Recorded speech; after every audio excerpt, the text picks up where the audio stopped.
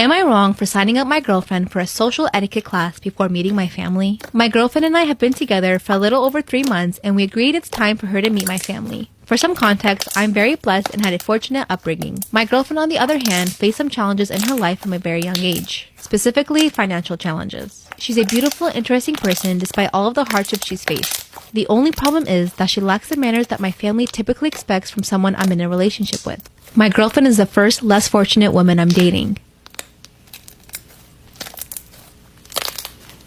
He really said that. For that reason, I made the effort to prepare her for her first dinner with my family. I got her signed up for an online social etiquette course and thought it was a good idea. She claimed that I'm obviously embarrassed to be with her and that I should just marry a rich girl instead. She even accused me of being just another white privileged guy. To make matters worse, she said that it's racially insensitive of me to feel the need to teach her how to behave.